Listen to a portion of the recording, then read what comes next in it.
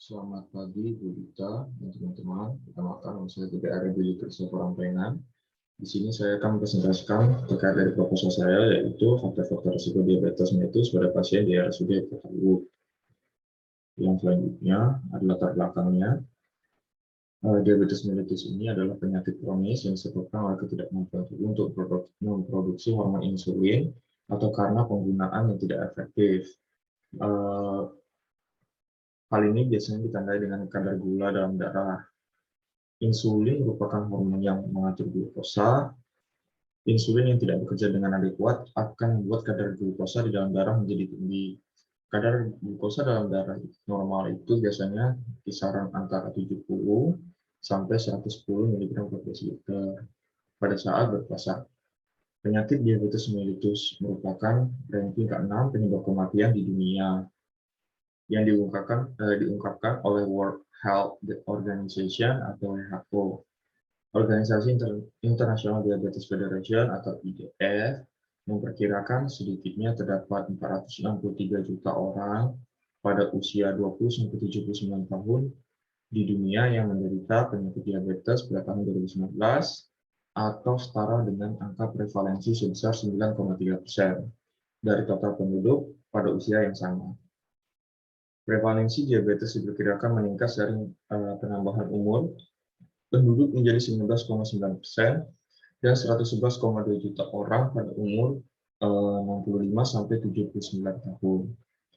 Di wilayah Asia Tenggara, di mana Indonesia itu berada, menempati peringkat ketiga dengan prevalensi sebesar 11,3%. Lalu dari hasil Rikesdas 2018 menunjukkan bahwa prevalensi dari diabetes mellitus di Indonesia berdasarkan diagnosis dokter pada umur 15 tahun sebesar 2%. Angka ini menunjukkan peningkatan dibandingkan prevalensi diabetes mellitus pada penduduk di atas 15 tahun pada hasil Rikesdas 2013 sebesar 1,5%. Namun, prevalensi diabetes mellitus menurut hasil pemeriksaan gula darah meningkat dari 6,9% pada 2013 menjadi 8,5% pada tahun 2018. Angka ini menunjukkan bahwa sekitar 25% dari pasien penderita penyakit diabetes yang mengetahui bahwa dirinya itu menderita penyakit diabetes. Diabetes mellitus merupakan salah satu penyakit kronik progresif yang dapat menyebabkan berbagai komplikasi pada organ lain, terutama mata, pada ginjal, saraf, jantung, dan pembuluh darah. Gejala yang timbul meliputi poliuria, polidipsi, kehilangan berat badan, kadang polifagia, dan pandangan yang kabur. Data WHO menunjukkan bahwa diabetes menyebabkan sekitar 4% kematian dari seluruh total kematian di dunia. Diabetes tidak dapat disembuhkan, tetapi kadar gula dalam darah dapat dikendalikan melalui diet, olahraga, dan obat-obatan untuk dapat mencegah terjadinya komplikasi kronis. Diperlukan pengendalian diabetes mellitus yang baik, atau diperlukan pengendalian gula darah atau pengendalian porsi makan yang baik. Prevalensi disfungsi ereksi atau DE pada penyandang diabetes mellitus tipe 2 lebih dari 10 tahun cukup tinggi yang merupakan akibat adanya neuropati autonom dan problem psikis, tetapi jarang disampaikan oleh pasien.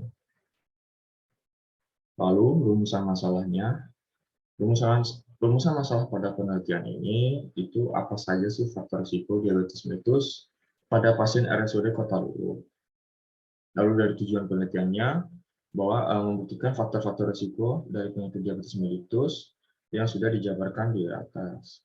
Lalu tujuan khususnya itu membuktikan bahwa usia merupakan faktor dari risiko diabetes mellitus, membuktikan jenis kelamin merupakan faktor risiko dari diabetes mellitus, membuktikan berat badan merupakan atau obesitas merupakan faktor risiko dari diabetes mellitus. Lalu yang keempat, membuktikan bahwa genetik merupakan faktor risiko dari diabetes mellitus. Lalu manfaat dari penelitian ini yaitu menambah ilmu, wawasan, dan pengetahuan tentang penelitian, dan juga memberikan kesempatan bagi peneliti untuk menerapkan ilmu yang sudah diperoleh selama masa kuliah. Hasil penelitian ini juga mendorong penelitian selanjutnya untuk lebih mengembangkan. Selanjutnya ada tinjauan kerusakannya. Ada pengertian diabetes mellitus, di mana diabetes mellitus ini adalah penyakit kronis yang disebabkan oleh ketidakmampuan tubuh dalam memproduksi hormon insulin atau karena penggunaan yang tidak efektif dari produksi insulin. Hal ini ditandai dengan tingginya kadar gula darah. Lalu manifestasi klinis dari diabetes mellitus tipe 2 ini sendiri, yaitu ada pengeluaran urin atau poliuria, di mana poliuria ini adalah keadaan di mana volume air kemih dalam 24 jam itu meningkat melebihi dari batas normal. Poliuria ini timbul sebagai gejala diabetes mellitus dikarenakan kadar gula di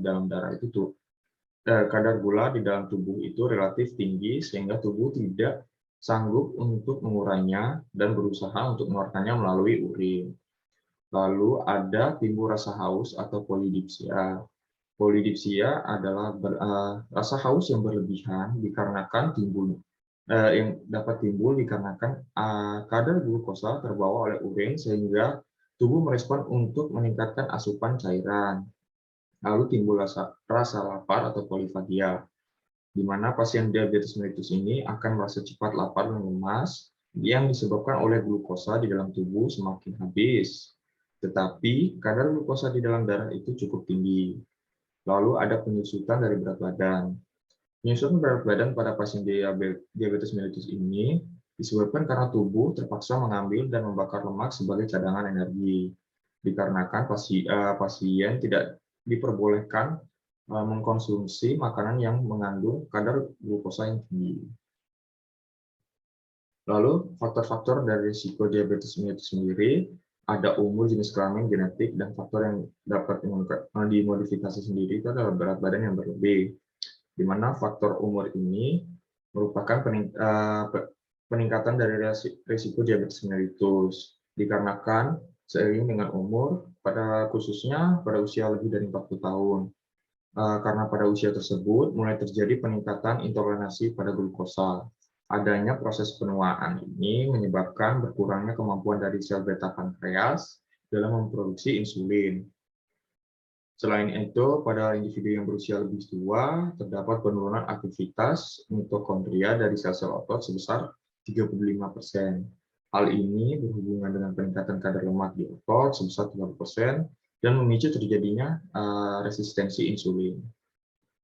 Lalu ada faktor jenis kelamin. Dalam kasus diabetes mellitus tipe 2, lebih prevalensinya kepada wanita dikarenakan para wanita atau perempuan itu memiliki faktor risiko indeks massa tubuh yang lebih relatif besar. Lalu pada genetik,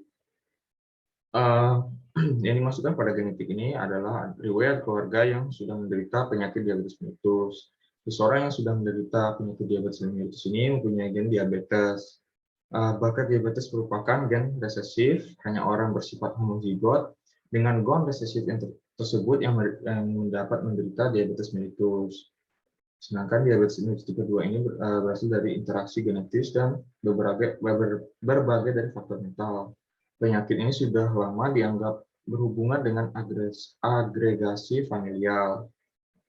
Risiko empiris dalam terjadinya diabetes mellitus akan meningkat 2-6 kali lipat jika orang tua atau saudara kandung sudah pernah mengalami penyakit diabetes. Biasanya penyakit diabetes ini cenderung diturunkan dan diwariskan dari anggota keluarga penderita penyakit DM, yang kemungkinan lebih besar terserang penyakit ini dibandingkan dengan anggota keluarga yang tidak terserang atau pernah menderita diabetes mellitus. Lalu berat badan yang berlebih atau obesitas. Jadi obesitas dapat membuat sel yang tidak sensitif terhadap insulin atau resisten insulin.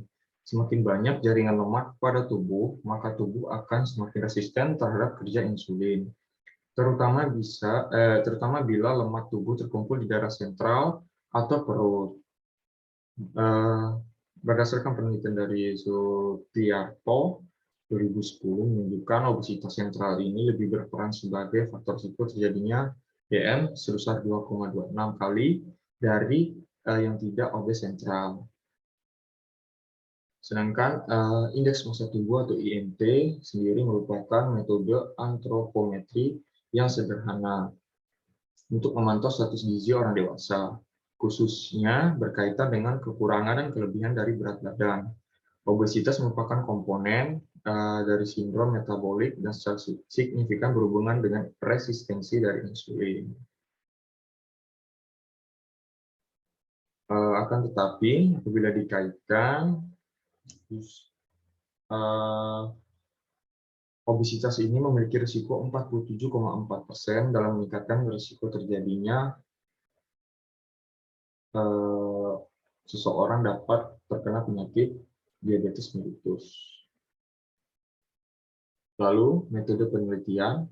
Metode penelitian yang akan digunakan yaitu jenis rancangan dari penelitian ini merupakan penelitian kuantitatif, di mana penelitian akan dilaksanakan dengan jenis observasional dengan rancangan analitik dengan desain potong lintang. Variabel dari penelitian yang sendiri yaitu variabel bebas, yaitu faktor risiko penderita DM, di mana faktor risiko yang sudah disebutkan yaitu usia, lalu riwayat keluarga, obesitas, dan jenis kelamin, di mana variabel terikat penyakit diabetes mellitus tipe 2, yaitu variabel terikatnya itu penyakit diabetes mellitus tipe 2 pada pasien RSUD Kota Luwu. Lalu populasi teknik dan samplingnya, di mana populasi dalam penelitian ini yaitu pasien yang mengalami penyakit diabetes mellitus tipe 2 di RSUD Kota Luwu dari bulan Juni 2019 sampai Juni 2020. Lalu sampelnya sendiri, sampel dalam penelitian ini yaitu data rekam medis pada pasien yang mengalami diabetes mellitus tipe 2 di RSUD Kota Luwu dari periode 2019 sampai Juni 2020.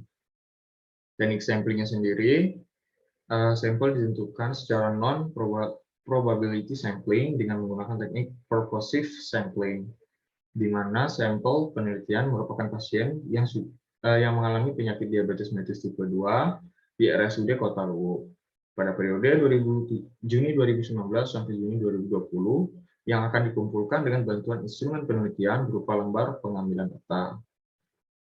Berikut merupakan daftar pusaka yang saya gunakan.